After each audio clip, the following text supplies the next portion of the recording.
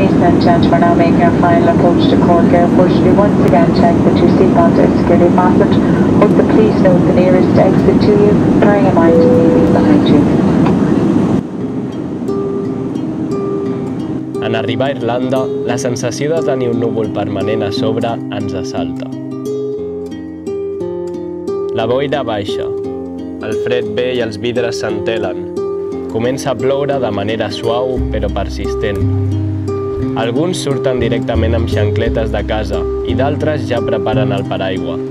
És novembre i l'hivern està a punt d'arribar. Les últimes fulles cauen dels arbres a causa del vent que porta la tempesta i el temps segueix el seu curs anual. La tardor es deixa emportar pel vent.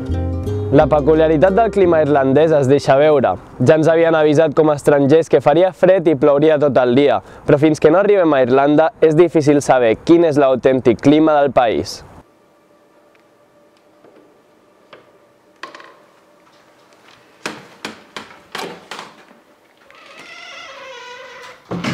És per això que hem visitat en Kieran Hickey, geògraf especialitzat en meteorologia, autor de diversos llibres sobre el clima irlandès, que ens ajudarà a conèixer de primera mà com és el temps a Irlanda. Okay, the average rainfall in Ireland actually is typically about 1,150 millimetres of rainfall per year, and the vast majority of that falls as rain, not as snow or sleet or any other format. And that's because of our Atlantic position. So Ireland is an island off a continent, so we were the first people in many parts of Europe to receive the big rainfall bands when they sweep in from the Atlantic. Si sortim als carrers de Cork en un dia normal de pluja, resulta interessant com els habitants de la ciutat actuen davant del mal temps. Anybody coming to Ireland from a Mediterranean climate finds Ireland very distinctively cold, but for Irish people, of course, this is normal and we don't pay any attention to the weather. In fact, it's one of the ways we survive the weather in Ireland is pretty much to ignore it completely. We do complain about it and talk about it a lot, but we do actually ignore it. So you see Irish people will walk out in the rainfall without wearing a jacket or having an umbrella, and they'll walk around in the middle of winter with a t-shirt on and shorts on as well, even though for somebody coming from a Mediterranean country it might be absolutely freezing, but we're so used to it and that's the way we are, so it explains why we're so robust in terms of the weather. I hate umbrellas. I never use umbrellas. I'd much rather use a hat or a hood. I així és. Si observem els carrers en un dia de pluja, podem veure tot tipus de casos. Gent amb paraigües o a cobert, de la mateixa manera que a Barcelona. Però un gran gruix de gent es decanta per alternatives com l'ús de barret, gorra, boina, caputxa i fins i tot mocador, sense parlar de les persones que s'exposen completament a la pluja. Tornant a les boines, si les intentem localitzar sota la pluja, identificarem a gairebé tots els homes grans autòctons que caminen sota el mal temps i no li paren cap tipus d'atenció. Cal destacar també el fet que els paraigües acostumen a trencar-se a causa de les fortes ràfegues de vent que acompanyen les precipitacions. Ara bé, a Irlanda també surt el sol i quan ho fa, la llum als carrers resulta molt reconfortant. Les persones aprofiten per passejar i parlar en els parcs, on al final de la tardor deixa imatges gravades a la nostra retina.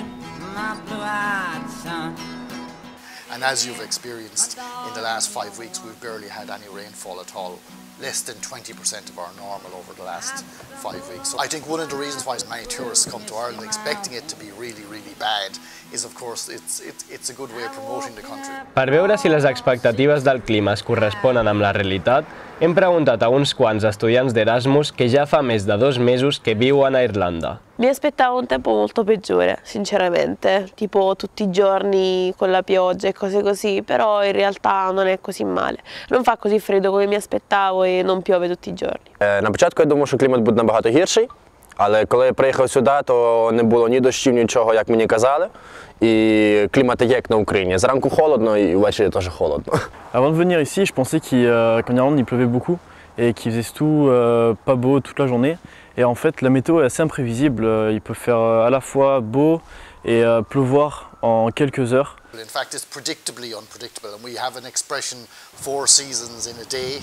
So you could have a mixture of sunshine, rain, hail, and wind.